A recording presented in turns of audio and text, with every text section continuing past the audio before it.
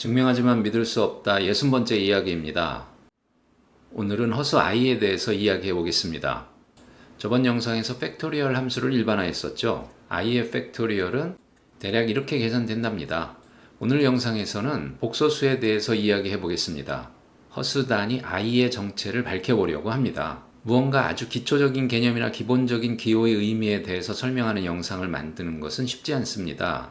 그래서 저는 이런 종류의 영상은 만들기가 싫습니다. 스스로의 수학적인 깊이나 능력을 바로 드러내게 되거든요. 어쨌거나 시작해 보겠습니다. 수학자들이 좋아하는 건 분류와 확장이라고 하였었죠? 수학자들이 정말로 좋아하는 건 창조입니다. 완전히 새로운 개념, 방법을 만들어내는 겁니다. 쉽지가 않으니까 문제겠죠? 허수는 어떻게 만들어졌을까요? 우연히 만들어졌습니다. 시작은 카르다노인 듯합니다. 3차 방정식의 근해 공식을 완성했던 바로 그 카르다노입니다. 3차 방정식입니다. 조금 쉬운 방정식입니다. 근이 하나 보이나요? 그런데 이전에 만들었던 근해 공식을 써보겠습니다. 곤란한 식이 하나 나오죠? 제곱근 마이너스 121. 무의미한 식인가요? 당시의 관점에서는 완전히 무의미한 표현이었습니다. 그런데 카르다노가 생각을 좀 바꾸었습니다. 무언가 중간 과정에 나타나는 임시적인 기호 정도로 생각하자. 하지만 그렇다고 해서 카르다노가 모든 3차 방정식을 확실하게 풀어냈던 것은 아니었습니다. 허수를 하나의 수로서 인정하고 체계적으로 다룬 사람은 카르다노와 동시대의 사람인 역시 이탈리아 수학자 라파엘 봄벨리입니다. 2 플러스 제곱근 마이너스 1을 세제곱해 봅니다. 그런데 아직 i라는 기호는 발명되지 못했네요. 세제곱을 하여 정리하면, 그러니까 아까 근해 공식에서의 첫 번째, 두 번째의 세제곱근을 이렇게 정리할 수 있겠네요. 결국 x는 4라는 근이 얻어집니다. 봄벨리가 풀어냈네요. 실제 만족하는 근 맞죠? 단지 잠시 나타나는 수단 정도로만 생각했던 카르다노와는 달리 봄벨리는 허수가 3차, 4차 방정식을 푸는 과정에서 필수적이라고 생각했고 1572년 그가 죽자마자 출판된 책 대수학에서 복소수의 계산 규칙에 대해서 자세히 설명하고 있습니다. 무려 200년 후에 엄청난 수학자 오일러도 허수 개념에 힘들어했습니다. 오일러는 복소수에 대한 논란 공식들을 만들어내고 있었지만 그가 1770년에 출판한 역시 대수학이라는 책에는 오일러가 겪고 있는 어려움이 자세히 표현되고 있습니다.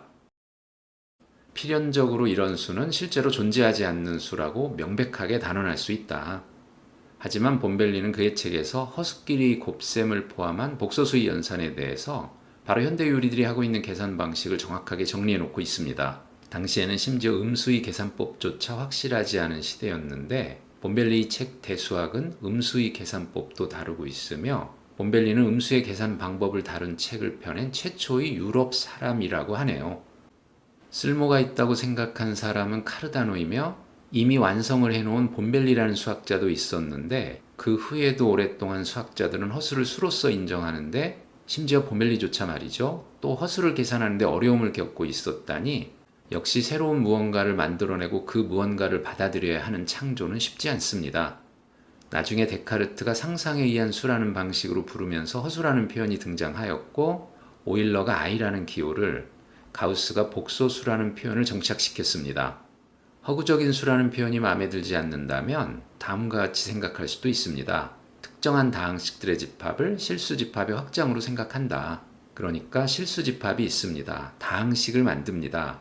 차수를 기준으로 0차의 다항식, 1차의 다항식, 2차의 다항식들이 순차적으로 쭉 있습니다. 여기에서 기준이 되는 다항식 x제곱 플러스 1을 정해놓고 임의 다항식을 x제곱 플러스 1로 나눈 나머지를 생각합니다. 그러면 어떤가요? a 더하기 bx 꼴의 나머지들이 생깁니다. 2차식으로 나누었으니까요. 놀랍게도 사칙 연산이 완벽하게 가능합니다. 예를 들어 a 더하기 bx를 생각하면 a 빼기 bx를 곱할 수 있어서 나머지를 구해보면 a제곱 더하기 b제곱이죠. 그러니까 0이 아닌 다항식에 대해서는 곱셈에 대한 역수가 있고 따라서 나눗셈이 가능하다는 뜻이군요. 이것을 수로 생각합니다. 실수의 확장입니다. 요점은 무엇인가요? 제곱근 마이너스 1이라는 표현이 마음에 들지는 않는다 해도 실수를 확장한 더 큰 수의 집합을 분명히 만들 수 있다는 뜻입니다. 그러니까 i라는 것을 구태여 발명할 필요도 없이 다항식들의 집합에서 나눗셈에 의한 나머지로만 생각해도 실수를 뛰어넘는 더 큰 수의 집합은 충분히 만들 수 있습니다. 그렇게 만들었다 해도 뭔가 복잡하지만 분명히 수로서의 성질을 지니고 있다. 그러니까 기존의 수 개념에서 보자면 매우 복잡한 수다. 복소수의 뜻을 잘 이해하시겠죠? 실수와의 차이를 먼저 살펴보겠습니다. 가장 직접적인 차이는 바로 순서입니다. 실수는 1차원적인 수이기 때문에 일렬로 배열되어 있습니다. 자연스러운 크기 관계가 있는 거죠. 복소수는 어떻죠? 두 복소수를 부등호 관계로 비교할 수는 없습니다. 아니, 정확히는 조금 힘듭니다. 연속체인 직선은 이미 실수로 빼곡히 채워져 있기 때문입니다. 허구적인 수라는 관점은 대수적인 관점이며 작도할 수 있느냐의 생각과 관련이 되어 있습니다. 실제로 표현할 수 있느냐? 하지만 일직선은 실수로 가득 채워집니다. 완벽하게 채워져서 더 빈틈을 찾기는 힘들어 보이네요. 그런데 작도한다는 관점을 1차원에서 2차원으로 넓혀보면 다릅니다. 수를 2차원적으로 나타내자 충분히 가능합니다. 존 월리스 같은 선구자들이 있었지만 가우스가 완성하였습니다. 평면 위에 복소수를 하나하나 대응시킨 복소수의 평면을 가우스 평면이라고 부르기도 하는 이유죠. 실수축, 허수축으로 하여 복소수를 완벽히 시각화할 수 있습니다. 기하학적으로 표현할 수 있느냐는 의미에서는 평면적인 수이며 그런 의미에서 2차원 평면을 완벽히 채우는 새로운 차원의 수 체계입니다. 정말로 허구적인 수냐라는 질문은 이제는 조금 구시대적 질문입니다. 1차원적이며 대수적인 관점입니다. 복소수와 복소평면은 너무나 유용한 창조물이기 때문에 이제 현대의 대부분의 과학에서는 이 관점은 사라졌습니다. 대표적으로 모든 다항 방정식은 근을 갖는다라는 대수학의 기본 정리가 있습니다. 허구적이라기보다는 얼마나 쓸모가 있느냐로 관점이 이미 오래전에 옮겨갔습니다. 두 번째의 차이는 미적분과 관련되어 있습니다. 특히나 극한과 미분 가능성에서 차이가 있습니다. 2차원적인 극한을 생각해 볼까요? 변수가 두 개인 이변수 함수의 극한입니다. 1차원적인 실수에서의 극한과는 다르죠? 실수에서는 단 두 방향으로만 접근할 수 있습니다. 그런데 2차원에서는 그렇지 않습니다. 360도 임의 방향으로 접근할 수 있습니다. 그래서 극한값이 존재하는 조건은 1차원적인 실수에서와는 달리 훨씬 더 까다로울 수밖에 없겠죠. 미분도 마찬가지입니다. 실수집합에서라면 두 함수를 쉽게 연결하여 새로운 함수, 연속이거나 미분 가능 함수를 만들 수 있습니다. 한 점에서만 신경 쓰면 됩니다. 예를 들어 원점에서 두 함수를 연결해 봅니다. y는 x제곱과 y는 2x. 연속이죠? 그런데 미분은 가능하지가 않네요. y는 x제곱과 y는 x 세제곱이면 어때요? 연속이고 미분 가능하네요. 한 번 미분했고요. 두 번 미분은 되지 않지만 함수를 바꾸면 됩니다. 여러 번 미분 가능하게 만들 수도 있습니다. 심지어 무한 번 미분 가능하게 만들 수도 있습니다. 그래서 실수에서는 한 점에서의 미분이 같아도 그냥 같은 정도가 아니라 완전히 같다 해도 전혀 다른 함수가 가능합니다. 그런데 복소 함수를 연결하여 새로운 함수를 만드는 것은 그렇지 않습니다. 우선 연결 자체가 쉽지 않습니다. 평면적인 연결을 해야만 하는데 그러니까 적어도 1차원적인 경계를 이룬 모든 점들에서 두 함수를 꿰맬 수 있어야 합니다. 미분은 어떤가요? 한 점에서 미분 가능하려면 모든 방향으로 접근했을 때의 극한이 같아야 합니다. 다행히 직각인 두 방향으로만 접근하여 그 결과가 같아도 미분 가능합니다. 실수축 방향으로 미분하고 허수축 방향으로 미분합니다. 서로 같으려면 두 개의 조건이 필요하군요. 코시리만 방정식입니다. 미분 조건이 까다롭기 때문에 실수와는 달리 좋은 일도 생깁니다. 어떤 조그마한 영역일지라도 한 번 미분 가능하다면 곧 한없이 미분 가능해지고 미분이 같은 두 함수는 반드시 일치합니다. 한 번 미분 가능한 함수는 반드시 무한급수로 표현되기 때문에 이를 해석적인 함수라고 한답니다. 다양한 함수의 확장이 가능합니다. 이미 몇 개 만들어 보았었죠.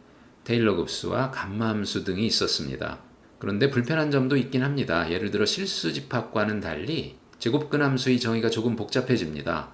실수에서는 양수라는 개념 때문에 제곱근 함수의 정의가 단순합니다. 하지만 복소수 집합에서는 양수 개념이 없어서 제곱근 함수는 본질적으로 닭가 함수입니다. 하나의 함수가 여러 개의 값을 나타낼 수가 있습니다. 다루는 과정에서 조심해야 하죠.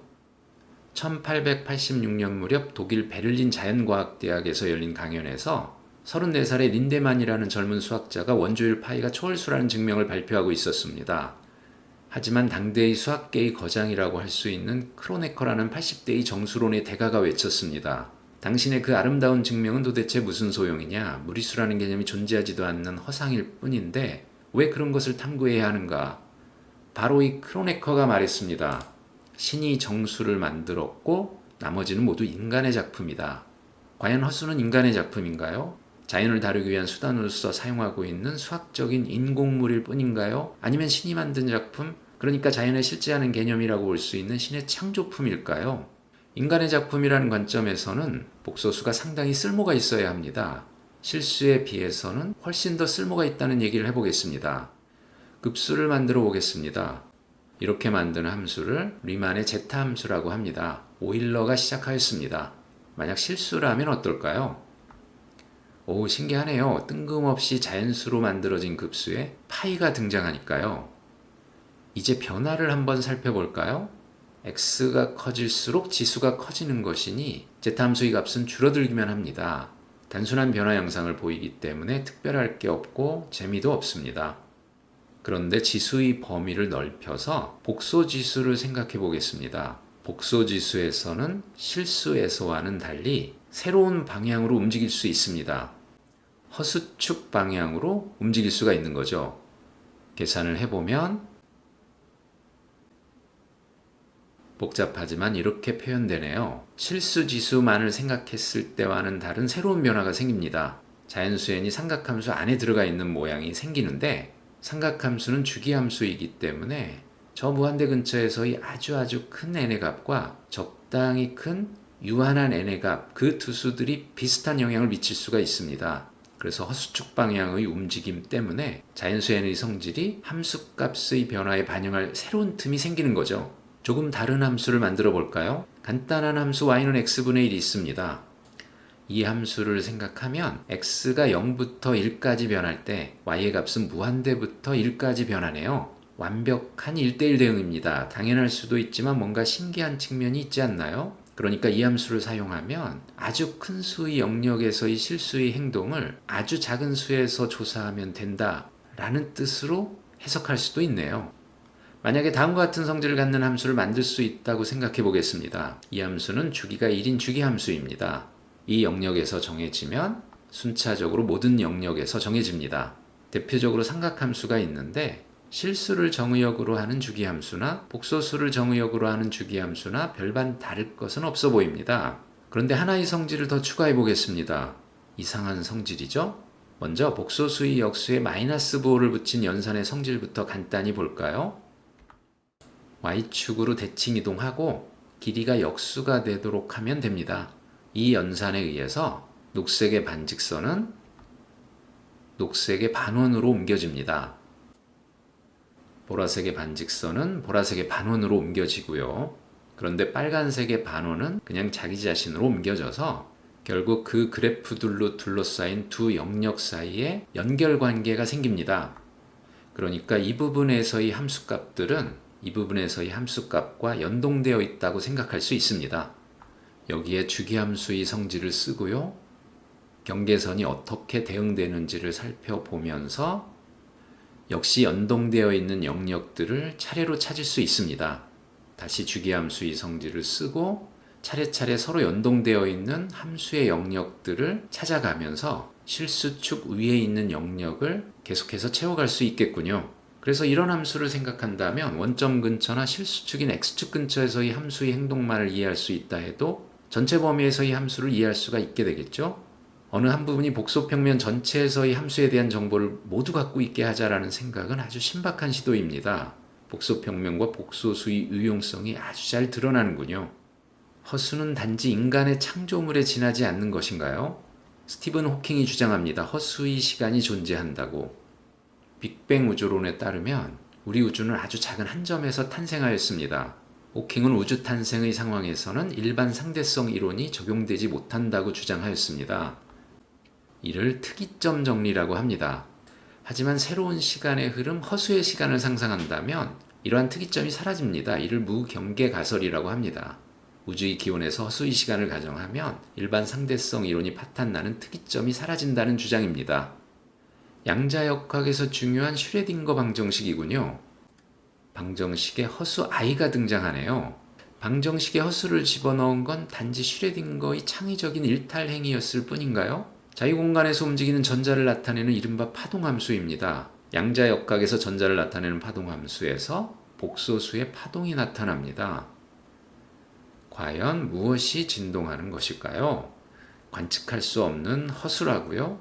하지만 허수 부분이 없다면 확률에 대한 정확한 해석을 할 수가 없습니다. 파동 함수는 확률이 진동하는 함수입니다. 허수 부분까지 고려한 복소수의 크기가 바로 전자를 발견할 확률을 나타냅니다. 그런데 확률이 진동한다는 생각이 도대체 말이 되는 생각인가요? 그럼 전자는 인간의 인식 외부에 존재하는 객관적인 실체가 아니라는 뜻인가요? 허수 단위 i가 인간의 인식 외부에 존재하는 객관적인 실체를 반영하는 존재가 아니라면 확률이라는 추상적인 단지 인간의 인식의 수단에 불과한 그 무엇이 진동하고 있다는 생각은 도대체 어떻게 받아들여야 하는 건가요? 대수가 단지 인간의 작품일 뿐이라면 신의 작품인 기하를 이해하기 위한 수단이며 아마도 인간은 신을 완벽하게 이해할 수는 없기에 새로운 대수는 끊임없이 등장하게 됩니다. 만약에 대수가 신의 작품이라면 허수의 기본 단위인 i가 나타내는 실질적인 의미, 파동함수에서 등장하는 허수의 의미가 좀 더 깊게 탐구되어야만 합니다. 정보론의 관점에서 허수를 생각해 본다면 실수만으로 충분한 정보를 담을 수 있겠냐? 라는 질문과 관련되어 있습니다. 그런 관점에서 본다면 i는 하나의 추가적인 주머니입니다. 더 많은 정보를 담을 수 있는 주머니. 복소수 말고 2차원적인 수를 새롭게 만들어 볼 수 있을까요? 2차원적인 수라면 2차 방정식이 만들어져야 하고 실근을 가지면 안 되니 허근이 존재하여야 합니다. 그러면 결국 2차원적인 수는 필연적으로 복소수여야 합니다. 정보량이 너무 많아 2차원적인 수로도 담을 수 없다면 그러면 3차원적인 수를 만들어 보면 어떨까요? 만약 3차원적인 수를 만든다 해도 제곱근 마이너스 1은 필연적입니다. 복소수의 집합에는 대수학의 기본 정리, 다음 방정식 반드시 복소수인 근으로 완벽히 인수분해된다는 정리 때문에 새로운 수를 만들어낼 수는 없고 실수의 집합으로부터 새로운 수를 들고 오는 형식으로 확장할 수밖에 없는데 그것은 새로운 제곱근 마이너스 1이어야 하겠죠? 새로운 i, 이것을 j라고 쓰겠습니다. j를 가져옵니다. 그러면 이렇게 했을 때 3차원적인 수가 만들어지나요? i 곱하기 j를 계산해 보겠습니다. 계산을 한 번 더 해볼까요? 서로 다른 방식으로 계산한 결과가 일치해야 하니 이 방정식들이 만족이 되어야 하겠네요. 그런데 c는 실수라서 불가능합니다. 그래서 3차원적인 수는 없습니다. 4차원적인 수는 어떨까요? 4차원적인 수는 가능합니다. 사원수입니다. 3개의 수가 등장합니다. i, j, k. 그래서 다음과 같이 나타내지는데 완벽한 사칙연산이 가능합니다. 그런데 아쉽게도 수의 확장 과정에서 부수적이지만 아주 큰 피해가 발생합니다. 바로 교환 법칙을 포기해야만 합니다. 이렇게 말이죠. 해밀턴이라는 수학자가 이 사원수를 발명이라고 해야 하나요? 발명했을 때에는 상당히 쓸모가 있을 듯 하였지만 발명자 해밀턴의 기대와는 달리 그 이후의 수학자들은 큰 쓸모를 발견하지는 못했습니다. 그래서 현대의 대수학 교과서에서는 거의 한두 줄 소개하는 정도로 찾아보기조차 힘들답니다. 아쉽게도 크게 쓸모가 있지는 않은 듯하니 수의 세계를 새로운 관점에서 넓히는 것이 필요합니다. 상상을 뛰어넘는 수들이 대수라는 이름하에 등장하고 있습니다. 왜 그럴까요? 좀 더 많은 정보를 주고 싶기 때문입니다. 인간의 인식 너머에 있는 자연현상, 미시세계나 우주의 저 먼 곳에서 발생하는 현상들을 설명하고 예측하기 위해서는 더 복잡하고 더 많은 정보를 가진 수체계가 필요하기 때문입니다. 오늘은 허수에 대해서 이야기해 보았습니다. 허수가 무엇인지 한 걸음 더 다가가는 계기가 되었으면 합니다.